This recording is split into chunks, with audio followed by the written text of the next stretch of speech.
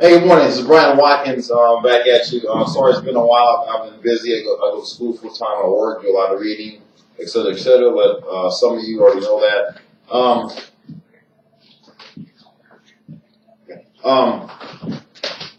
Again, this is Bryon Watkins. I'm coming to you through the Las Vegas Tribune Radio. This is another one of my segments on my show, Procedural Law and Justice. Now, I didn't explain this before, I don't think, but the reason I call it Procedural Law and Justice because, well, like anything, when it comes to the law, if you're being accused of something, if you are allegedly have done something, there are procedures involved to get to the facts if you've done something or not. So, but the problem is, and most of you already know this, a lot of procedures that are required to be done, that are needed to be done to get to that fact are violated all of the time. Case in point, and many of us know this, when you go to your arraignment, which is also called, but they won't tell you this, a probable cause hearing, the arraignment is, the crux of the arraignment is to see what probable cause the police had to begin with to arrest you and to further find out, okay, why the judge is not saying this directly, or maybe they have, I don't know, telling the prosecutor, okay, why are we here? Why is this man or woman here before me that's been charged with such and such for an alleged crime? We need to find the probable cause. That's what an arraignment is, but they don't go through that. A lot of times, judges automatically will say, okay, you've been charged with so-and-so, how do you plead? And then an individual will go, not guilty. Okay, well, then you just, the person who's the accused, you just screwed yourself because you should be, well, no, I object. Wait a minute. Let's go to the probable cause hearing. Where's the affidavit that supports the probable cause? There has to be an affidavit that supports the probable cause. There has to be an affidavit that supports why you are being charged with God knows what. Before you go any further, don't even enter a plea whatsoever. So I wanted to clarify that. That's why I call it procedural law and justice, because a lot of procedures are violated, so therefore there's injustice. It's as simple as that. So again, procedural law and justice. Now, the show today is going to be on something most don't talk about, and frankly, most don't even know. And they also do not know the significance of this. The crux of my show today, well, for the most part, the show is going to be on police consent decrees. Now, what you see before you right here, you see the various stacks. There's various stacks here. A police consent decree, in short, is when the United States Justice Department comes in and tells ABC Police Department, hey, upon investigation of your department over the last 2, 3, or 5 years, we have found, and this has been their words, the United States Justice Department, we have found a systematic patterns of abuse by your officers. I'll say that again. A systematic abuse by your officers, be it unlawful arrest, unlawful shootings, unlawful detainments, so forth and so on. The reason I bring this up is this. In your, here, I'll just pick one out.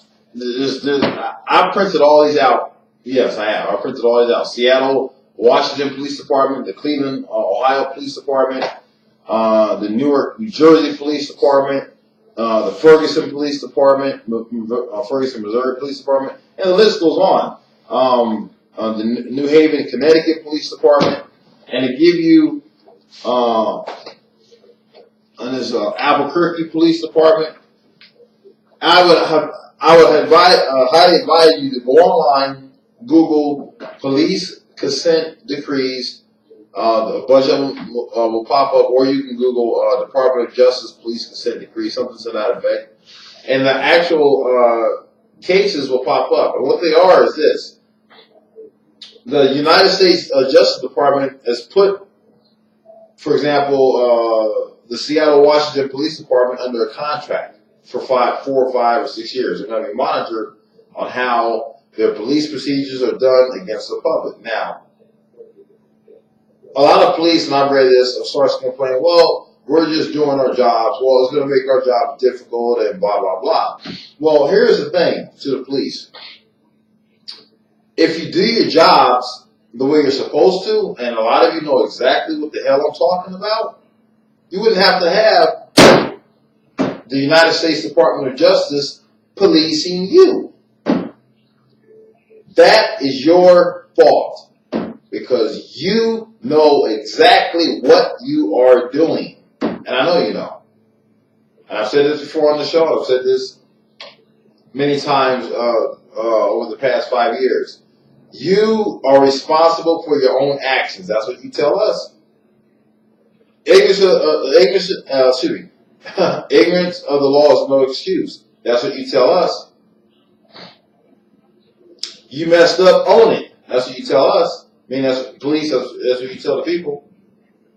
So what goes around comes around. But see, here's the thing.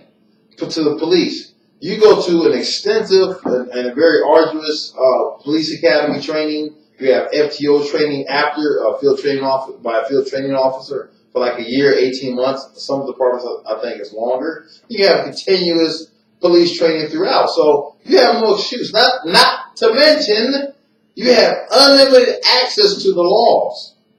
If you read the Supreme Court case, Jabelli versus the Securities and Exchange Commission, citation number 568 U.S. 2013, I believe it is. The volume you don't need. That doesn't. I mean, excuse me.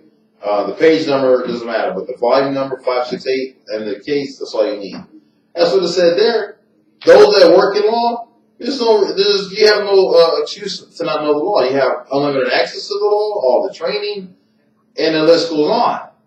And prior to that court case, German, Jerman versus McNeil, Rainey, Kramer, Ulrich, and the LPA, same thing. Associate Justice Sonia Sotomayor told to a law staff, you can't use the bona fide error because ignorance of the law is no excuse, especially since you're working law. So the point being is, all you ought to work in law, you all should know all this stuff. And for the Department of Justice that has to come behind and police a police department, frankly, that's uncalled for. That shouldn't even be. Unfortunately, it is. And then I did some more digging.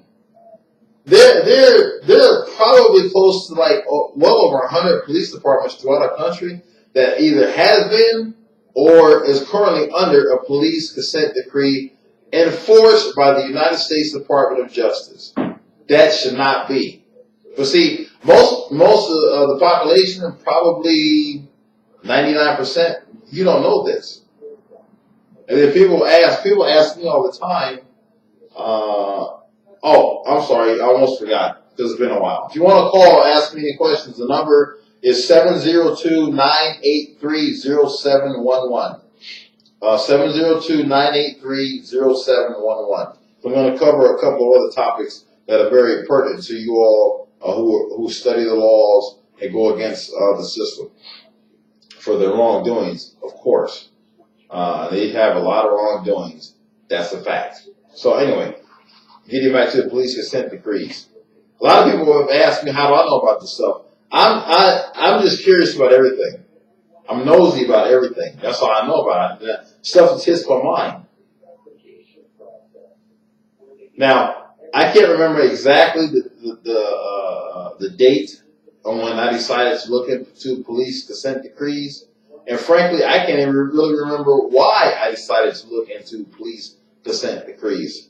If I can remember, I'll tell you that later because I have so much in my mind. Like I said, I go to school full time. I do a lot of reading in my classes. I do a lot of studying outside of my classes, and then I work. So, yeah, my mind it can be discombobulated at times, and I forget the simple stuff. So, apologize for that. But here, let me read you.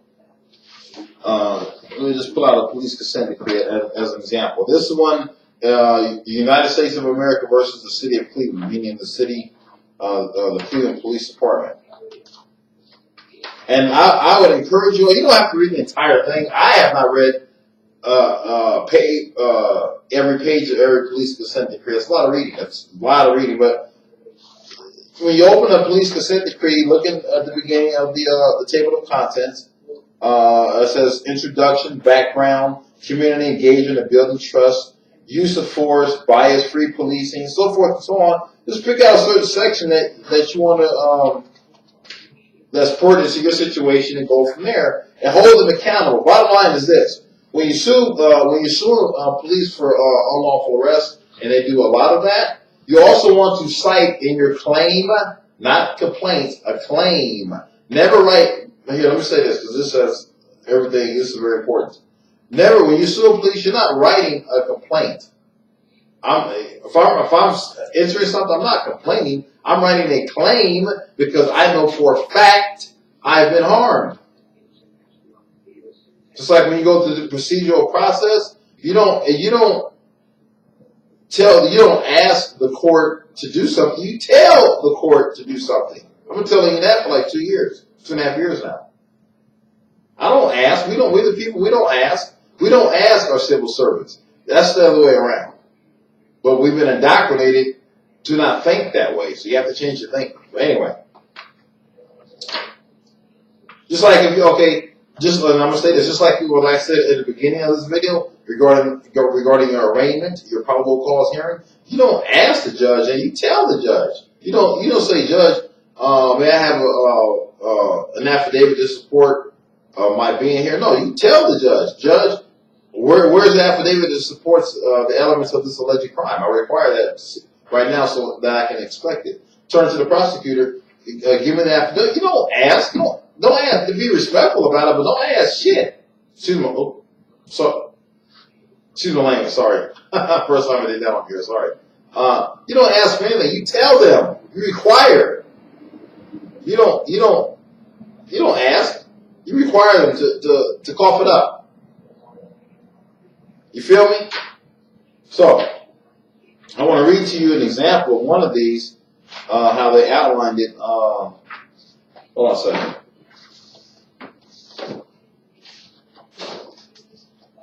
Because there's one. Oh, here we go. I'll use this one. The Ferguson, Missouri Police Department. Now, we all know what happened in Ferguson, Missouri with the Michael Brown thing, but here's another thing that came of it. Upon further review of the police department itself, the United States Justice Department, they came across evidence and facts, and which was proven that and this happens to not just this police department, a lot of police departments do this, that the Ferguson, Missouri Police Department had been issuing unlawful citations for like almost 10 years, something to that effect, a long time. So that's a pattern of abuse. And see what happens when you get issued an unlawful ticket for whatever, and if you're already poor, which most of the communities are poor, what happens when you can't pay it? You get fines attached to it. What happens when you can't pay that? Because you couldn't pay the original one to begin with. Then you have an arrest warrant. It's a systematic design for abuse. It's designed to keep people in involuntary servitude. Read about it. That's why I'm so adamant about involuntary servitude. We even talked about that about multiculturalism, criminal justice class, about how they trick you, how the tricks are waged against us to pretty much get you in jail so that you can work for under involuntary servitude. And it is. It's designed that way because one thing for a fact, every country, everywhere in this world needs, it has to have labor. Things cannot build themselves. Roads cannot be swept up by themselves. Even if you have, even if that can be, you still need a man or a woman to operate some kind of machine to sweep the road. Bottom line is, they need labor. So the corporations have come across, you use the jail system, cheap labor. Which that'll be another video later, but that's the crux of the citation. It starts out small, it goes to a fine, then you get arrested, you go to jail, and you're doing menial labor for BS. That's the crux of it. Right? This also why you think there's been countless cases how people have been sitting in jail for 2, 3, or 5 years. I read a court case, an article this morning about a gentleman in Alabama that's been in jail for 10 years for a murder, double murder, which is a heinous crime. But the point being is 10 years without a trial? That's unheard of. That really violates due process and the right to a speedy trial. So it's all about money. They need your labor to get, they need your body to do their labor. And they pay you extremely cheap. See, that with me, if I'm sitting in jail like that and telling me to go do something, I'm not doing it. Period. I'm already in jail, so I don't care. You have to clothe me, you have to feed me. That's all I care about. And you have to take care of me medically.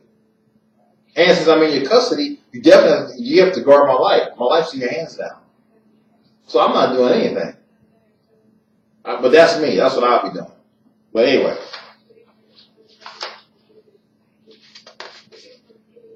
Hold on one second. I'll find it in a second. Because I want to read to you, I thought I had it in this one. I want to read to you the Justice Departments. I want to read to you their own words, how they always started out when they do their investigation against police departments and what they say. Okay, here it is. This is one with the LA Police Department. The LA Police Department. That's no surprise there. That's the most corrupt police departments in the whole free world. Anyway, introduction, general provisions. The United States and the City of Los Angeles, a chartered municipal corporation in the state of California, shared a mutual interest in promoting effective and respectful policing. Okay, sounds good, but that's BS. But anyway, they joined they joined together entering the settlement in order to promote police integrity and prevent conduct that deprives persons of rights, privileges, or immunities secured or protected by the Constitution or laws of the United States. They should have added also protected by the Constitution or laws of the United States or the state of California. They should have put that in, but they didn't. But anyway. In this complaint, plaintiff of the United States alleges that the City of Los Angeles, the Los Angeles Board of Police Commissioners, and the Los Angeles Police Department, collectively, the city defendants are violating Title 42 U.S.C.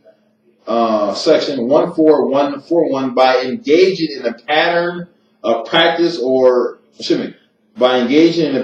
practice of unconstitutional or otherwise unlawful conduct that has been made possible by the failure of the city defendants to adopt and implement proper management practices and procedures. In making these allegations, the United States recognizes that the majority of the Los Angeles police officers perform the difficult jobs in a lawful manner. So here's the thing. Then it goes on. The city defendants deny the allegations in the complaint. Nothing in this agreement, the United States complaint or the negotiation process shall be construed as an admission or evidence of liability under any federal, state, or local law, including Title 42 U.S.C. Code Section 1983 and yada yada yada. And this has been proven before the LAPD and other police departments.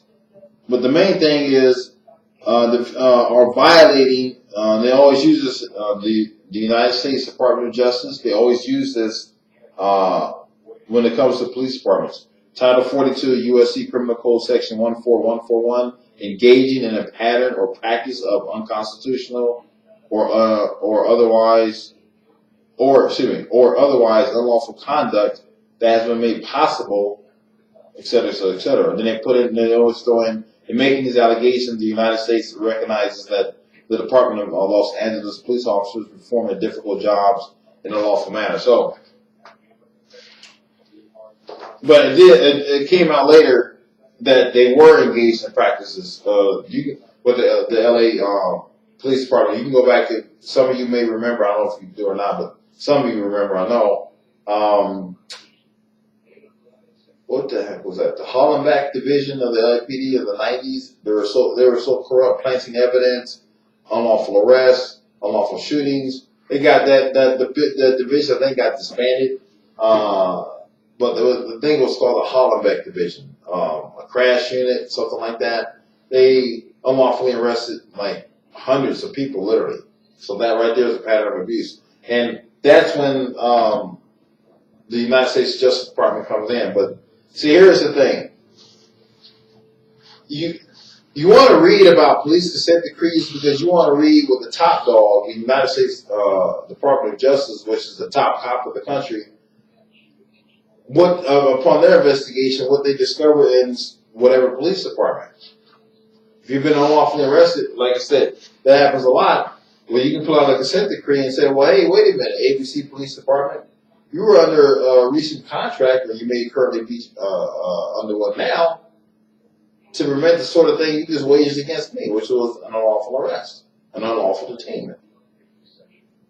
So not only did they violate, bottom line is it's just more ammo for you. So not only have they violated their oath, they also violated the contract.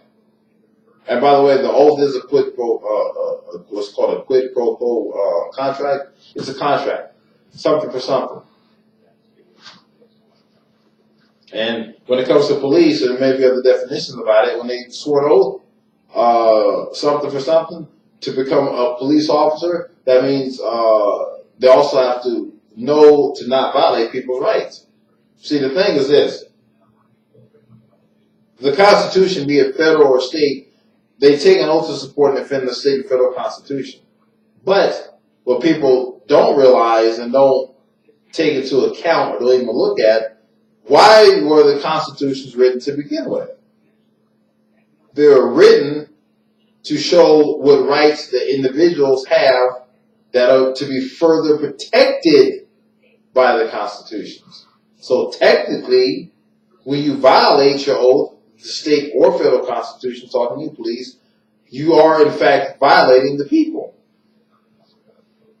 So people have this misconception that when they take an oath, they're only oaths to that Constitution, to that document. No. Because that document is telling the police and God knows whoever what rights the people have and then some. So you violate it, you violate the people. That's the way you have to argue. That's the way you have to present it. You think you're just taking an oath just to protect that piece of paper itself? Nah.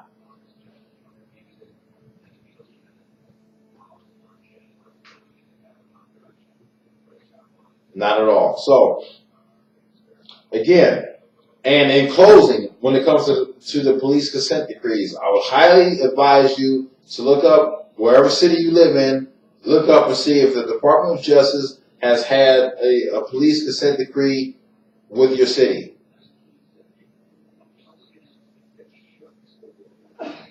Look it up. Read it. Some police consent decrees are long. I read, not the whole thing. I won't say I read because I'll be lying. I read through. I put it to you that way. I forgot what city it was. One police consent decree was 176 pages. Another one was over 200 pages. Some are like 40 or 50. But that's still a lot. If there's been a police consent decree enacted by the Department of Justice against the police department that's 40 pages plus, that means they've been messing up a lot. That is a lot. But it is what it is, I guess. Hold their feet to the fire. Use any and all ammunition against them that you humanly possibly can. And a police consent decree is a very good start, believe me. Okay. Now, moving on. And this is sort of on the same subject as police consent decrees. When we have a top dog that's investigating the lower dogs. Okay, well in this case, I want to talk to you right now about disciplinary actions against judges. Now, all across the country, we have seen, thank God for social media, how judges, and I just said this at the beginning, violate people's rights all of the time. So, perfect example, and I'll bring you back to the beginning of this video about a half hour ago. When you go before the judge for the first time. That's your arraignment. It's also called a probable cause hearing. It's the same thing. When a judge immediately reads you the charges and asks you how you plead, and then you enter a plea, doesn't matter what it is, and then the judge goes off from there. They just violated their oath. They are required to give you full disclosure on everything. I don't care what it is. That's the requirement. So when you go before a court for the first time and they say, how do you plead? They are duty bound, and this shows integrity and professionalism, are duty bound to say, before I ask you to enter a plea, so-and-so alleged defendant, have you read the affidavit that supports why you're here? They're supposed to say something like that, but they never do. And then, of course, the accused is going to say something, no, I don't know what you're talking about, because they don't.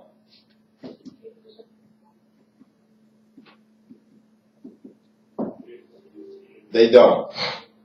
So, with that said, I want to, it just hit me. Remember what I said earlier? I don't know what got me onto looking at police consent decrees.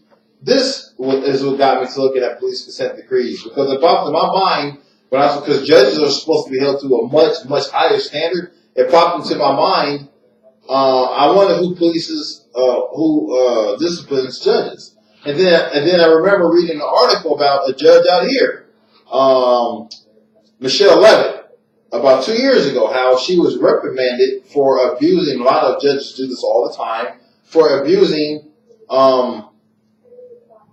contempt of court. When someone's standing up for their rights like you're supposed to, when you're not being disrespectful at all, but you're simply trying to enforce your godly natural rights, which you are required to, which you're supposed to, what I would highly advise you to do. Well, judges have this thing on automatically remand that man or remand that woman. You're in contempt.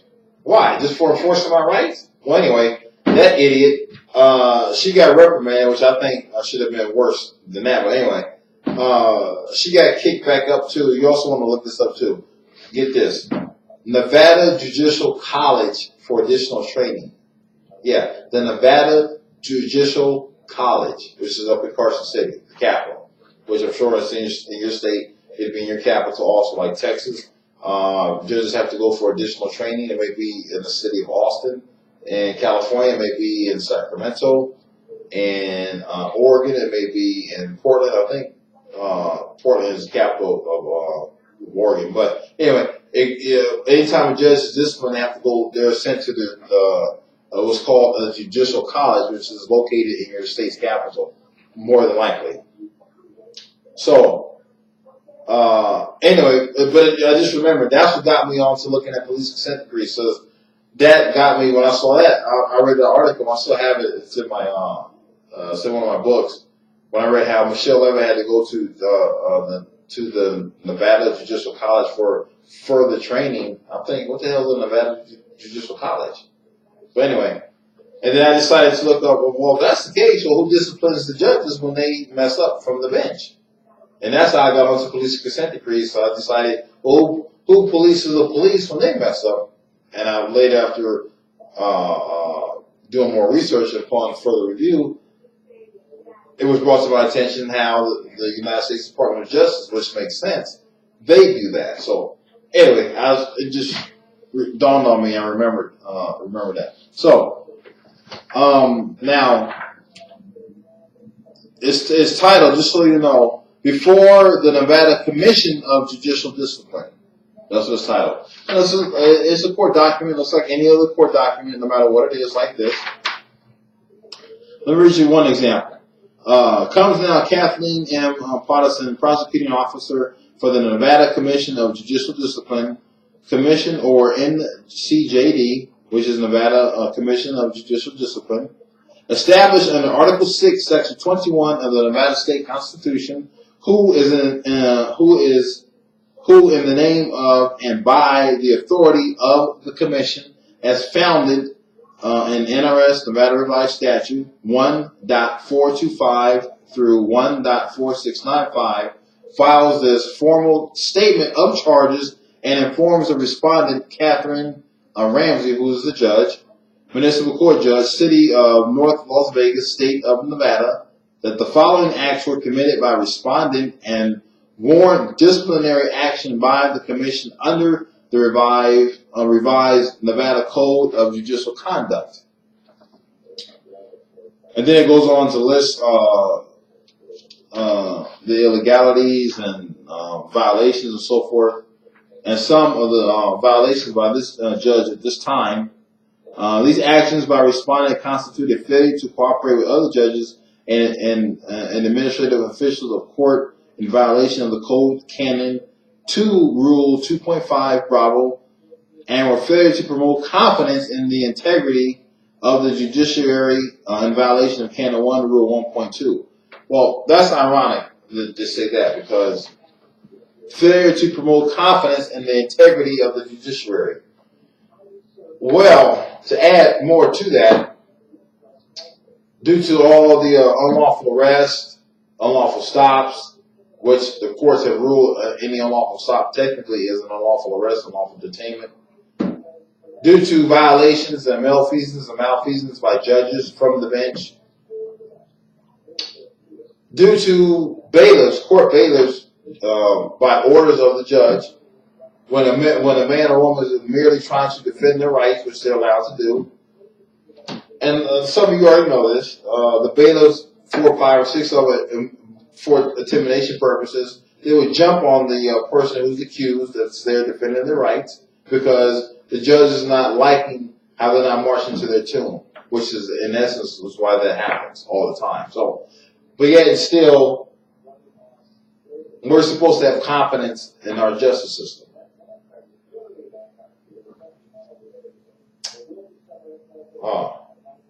Well, I would like someone to explain to me how we can have confidence when all that corruption is going on within the justice system.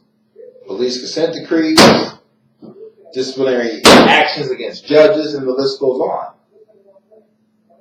Now, and I've heard this many times before, people say, well, Bryon, people make mistakes. Okay, I'll play devil's advocate. Yeah, you're right, people do make mistakes. People make mistakes all the time. I make mistakes. You make mistakes. They make mistakes. Bugs Bunny makes mistakes. So the hell what? Here's the difference. Police, judges, bailiffs, what have you, they are constantly in training. Prior to being constantly in training, they were constantly trained. No room for error. Sorry. So you come at me with something, some BS like that, I'm going to debunk, I'm going to obliterate it.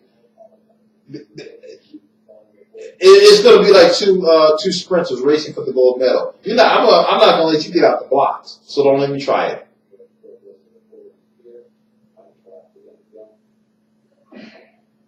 And some of the stuff that I read from these police consent decrees and disciplinary actions by judges, they know that's wrong. And I know they know it.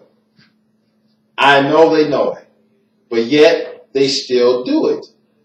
That's not a mistake. That's intentional.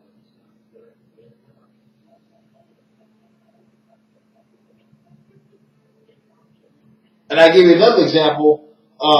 A court case I was following, I'm going to share this online later because this is very important. I'm going to share it on my Facebook. A court case I was following, and I already knew she was going to be exonerated for it. A defense attorney was being charged by an attorney out here in Las Vegas, Nevada. Well, I'm about to sue, ironically. I'm not going to get into why, so I don't want to give it away. Well, I don't know what. I don't want to say that part either. So I would give it away. But anyway, an attorney out here was charged for giving a cell phone to a prisoner. I'll say that again. A defense attorney was charged for giving a cell phone to a prisoner. And this brings me to same thing with police consent decrees, same thing with disciplinary actions. read and on all the court cases that or rules, regulations that are cited against police and police consent decrees or against judges and disciplinary actions, read them thoroughly. And this is why. She was found not guilty. And I already knew for a fact she was going to be found not guilty. You want to know why? Because it's common sense. Well, okay, I take that back. That's not fair. If you've been reading stuff, the laws and statutes and the foundations of them, like I have, okay, it's easy to say. If not, then it's not easy for you to say. It's easy for me to say. But anyway, she was found not guilty because according to the charge, they said that she provided a cell phone to the prisoner. Prisoner means prison. He wasn't in prison. He was in jail. Now, some of you will say, well, what's the difference? He's still behind bars. No. There's a huge difference. The huge difference is the definitions that they are using. Something I've been telling you all for the past 2 years now. Read the definitions, what they are using. Prison means a prison. For example, let's take California, for example. LA County Jail. You're there before you go to prison. In this case, I'm just mentioning right now, he was in jail. Now, if they said the charge was for providing an inmate or an incarcerated individual a cell phone while in jail, well, she would have been guilty of sin. But they was charging her for providing an inmate a cell phone in prison. Well, this is not a prison, Jack. So you can't. Not only can you not discipline me, you can't charge me for anything. Point being is this: when it comes to police consent decrees, when you're reading them, and in the police consent decrees, the United States Department of Justice, I did say in closing, but I have to remind you about this.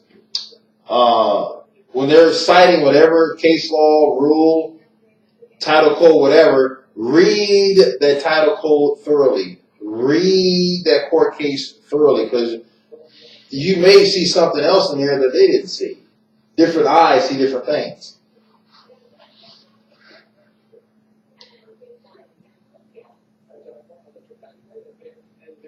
Get it? So, and here's another one. This is one of the things I like about when it comes to the Commission of Judicial Discipline against judges. I read a couple of them thoroughly because they're not that long. This one's like 8 pages. These I'm skipping down. On October 22nd, 2012, in the city of North Las Vegas, versus Olton Gaines, I can't pronounce the last name, Gaines, Guynes, case numbers Charlie Robert 009460-112, and on or about March 4th, 2013, in the case of City of North Las Vegas versus Sheila Banks, case number Charlie Robert 00033-13, and continuing with numerous other court cases until in or about September 2014, respondent presided over misdemeanor cases being resolved by agreement between the defendants and the North Las Vegas City Attorney's Office. Respondent either expressly or impliedly agreed in open court. Those two words you want to also look for too when you're reading court cases or reading about anything with law. You want to keep in mind expressly and impliedly. You want to always look out for those two.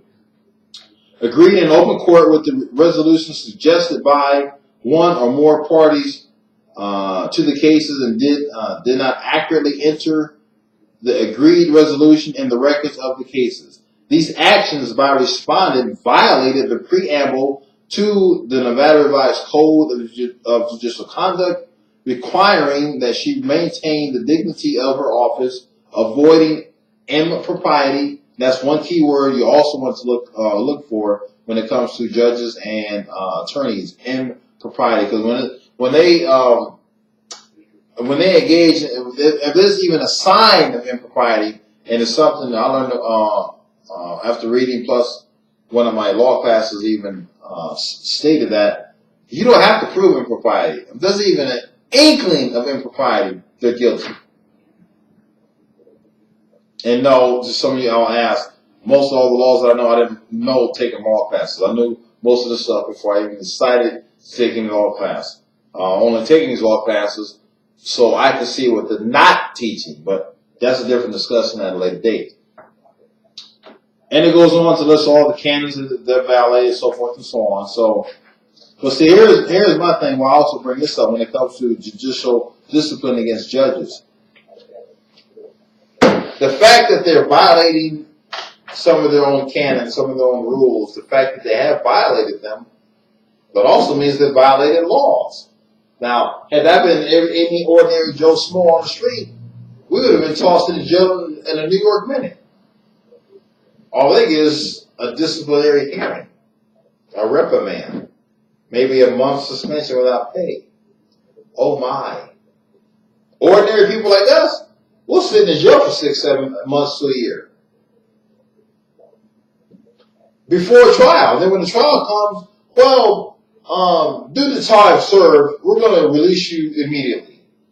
That was the initial plan to begin with.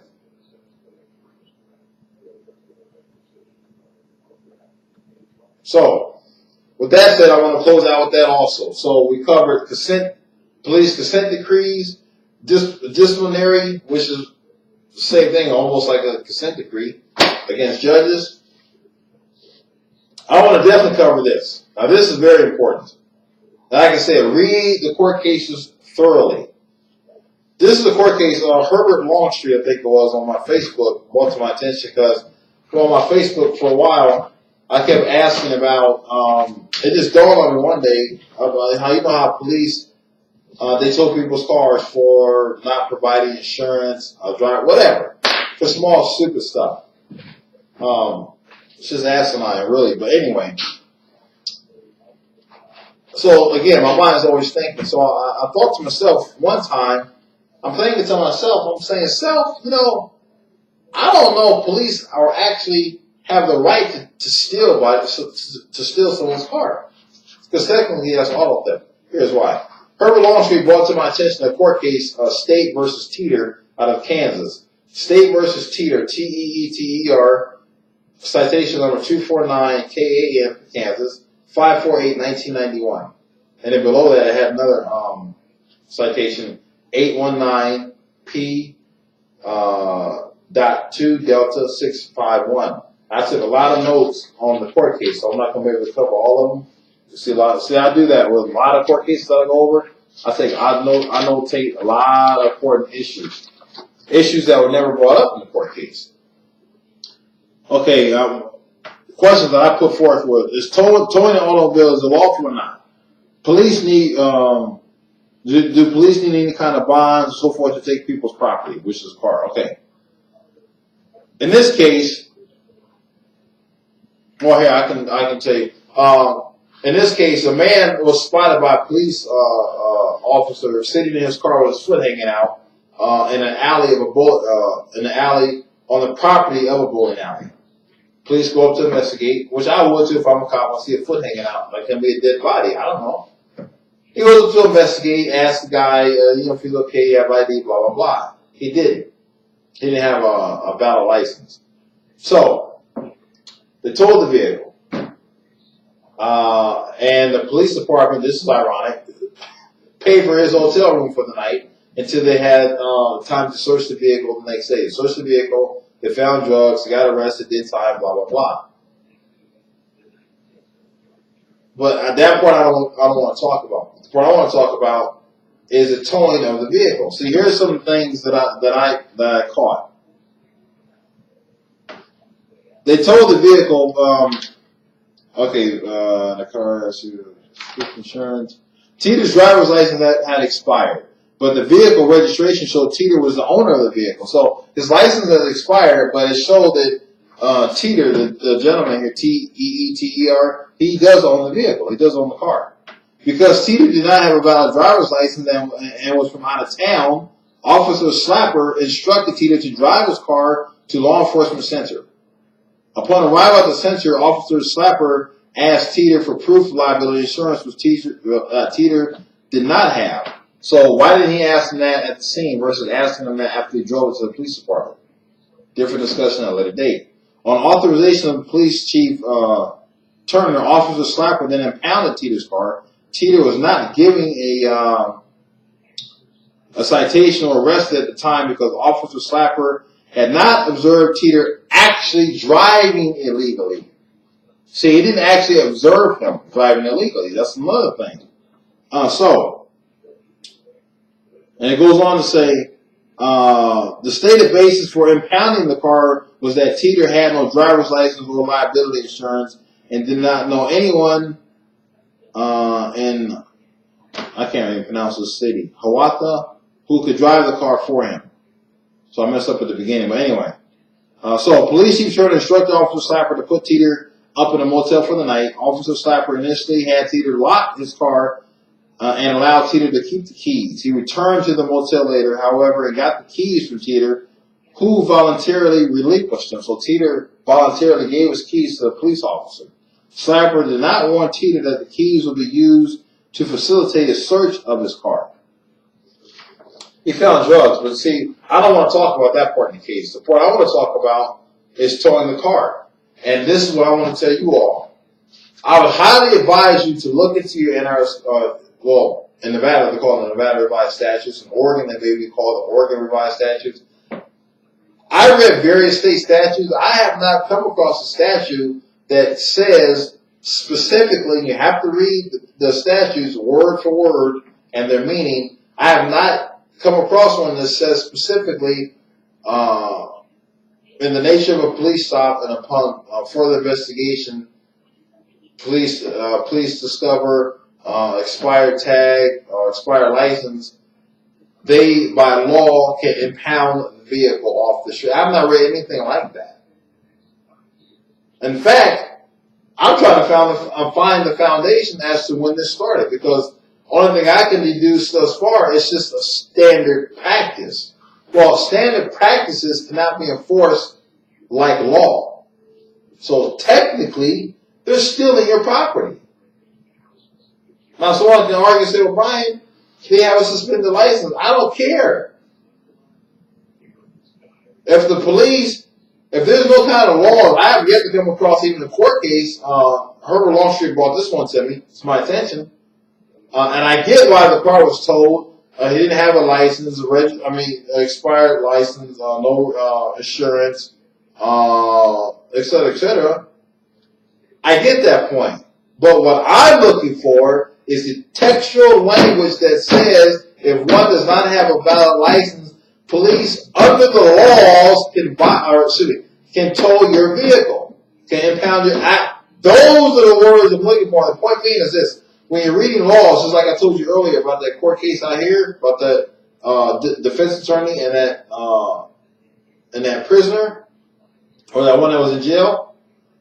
The law specifically said in that court case, in that situation, that the reason that defense attorney was found not guilty is because she was not providing a cell phone to a prisoner, because he was not actually in a prison. He was in a jail. Two different meanings, two different definitions, two different analogies, two different everything. That's the point. So, when it comes to this, I get it. No license, no registration. Okay, but are those elements, that's what I'm trying to say, are those elements conducive to, under the laws, to have your vehicle, automobile, impounded? I have not read those words. That's my point. And if they don't exist, which I have yet to find, so I have to say to this point, they don't exist. Technically, if the police don't have a letters of marque and reprisal, which is in the state and federal constitution, or they don't have a replevin bond, they can't take your vehicle. If they don't have a replevin bond, REPLEVIN bond, or a letters of marque and reprisal, and I'm purposely not going into what those are, because I want you to look those up, start looking these laws up, start looking up these court cases, and start reading them for yourselves. If they don't have those two, they can't take your vehicle. If I'm traveling right now in my automobile without a license, it said I have one and expired, I get stopped and said we got to impound the vehicle. No. Do you have a letter of marquee or reprisal? Do you have a repayment bond? Can you show me a law or a court case, which is case law, that specifically says in those words, one of the elements that will justify an impound of vehicle by police is the following: expired license, no insurance, tail light out, whatever. And and I'm not being facetious when I'm saying this, I'm being serious. I haven't found one. If any of you can find one, post it on my Facebook. I want to read it. I want to know. And I mean that seriously. Because I didn't find anything like that. I've read court cases how they've impounded people's property. I've read that. But what I want to know is what law gives a basis that would justify doing so. What law articulates the elements of it. You have to have, in anything law enforcement is doing, there has to be elements involved. Has to. There has to be elements involved. If they give you a ticket or want to take you in for jaywalking, and they label it a criminal act because they do, okay, what are the elements of the criminal act for walking across the street? You won't be able to give me one. So, well, you don't have no elements, you have no fine. You don't. That's the point. So, and in closing, I want to talk about this.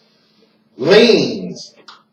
When you put liens against police officers, you know how a lot of people have been scared because people have been getting arrested. Well, the reason they've been getting arrested is because, well, one, which I would do it too. I would arrest you, but if you did it to me, if you had a lien against my property, you didn't give me proper notice as to why.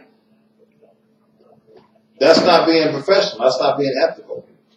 That's not. You're in unclean hands. You're not in good faith. You're not acting in honor.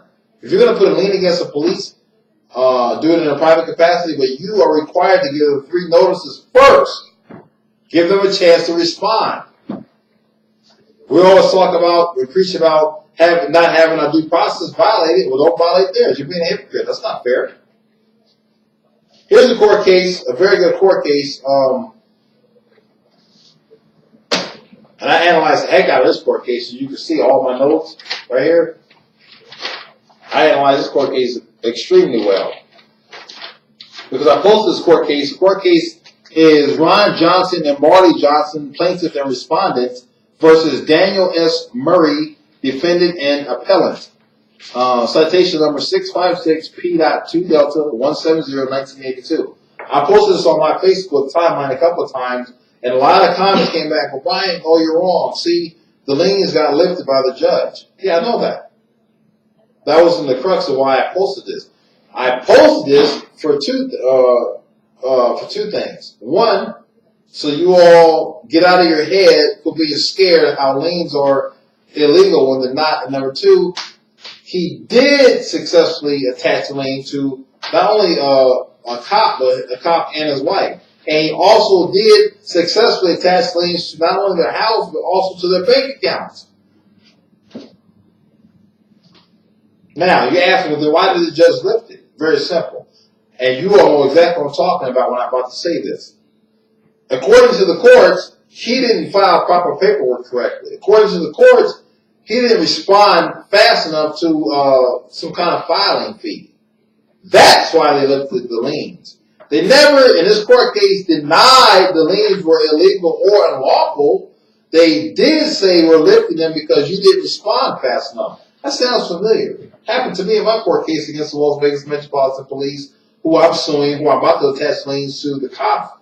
Now, after much more education, that I'm going to sue because the courts lied and said they mailed me some kind of notification to respond to one of their affidavits. I never got it. I've also been reading how from some people are going back trying to get the paperwork, and 10, 15, 20 pages are missing from their paperwork, just gone. Liens are very legal, liens are very lawful, and liens are very powerful. And again, the only reason that the judge lifted the liens off their property and bank accounts because, according to them, Daniel S. Murray allegedly didn't file the paperwork correctly, or allegedly didn't pay a fine. That's why. They never said at all, in any way, shape, and or form, that the liens from the beginning were illegal. They never said that. Oh, by the way, this one's important right here. The reason Murray attached the lien is because, according to Murray, he raised two issues. He was deprived of due process in the entry of his default and granting of the default judgment, and the damages awarded were excessive. On September 30th, 1980, Daniel S. Murray responded to the ticket by filing in the Justice Court a document entitled Counterclaim. That's why I always tell you, always enter a counterclaim immediately. In it, he accused Ron Johnson, Marty Johnson, and others of intimidation of private citizens, compounding the felony, attempting to take money under false pretenses, using unauthorized police powers, operating a radio transmitter without an FCC license, failure to display FCC license, vexing and harassing. He demanded damages from the defendant of $1,050,007, plus court costs and attorney fees of $100 per hour. The justice of the peace dismissed Murray's counterclaim for lack of jurisdiction. That was in this court case, but originally he filed it because Murray was issued a citation, like a $10 or $15 citation. And Murray, and this is in 1982, was saying how that's a pattern of practice and abuse that happens to this very day. Police consent decrees, remember what I said at the beginning? Ferguson, Missouri Police Department were issuing unlawful citations. That practice still goes on to this very day. LAPD officers sue their own police for being forced to write unlawful tickets. That practice still goes on to this very day. That was the original being why Murray attached liens to the house. This court case was a court case by the people he attached the lien against. They filed against Murray, but the original one why Murray filed the court case was for an unlawful ticket.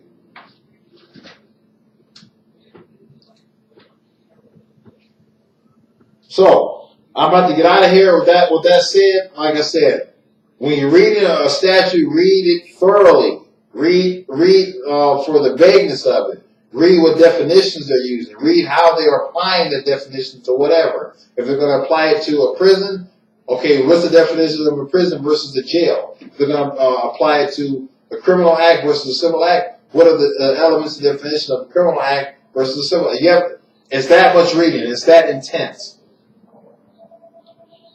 Okay? So again, this is Bryon Watkins in Las Vegas, Nevada with Procedural Law and Justice signing off. Y'all have a great day, and I'll speak to you and see you soon.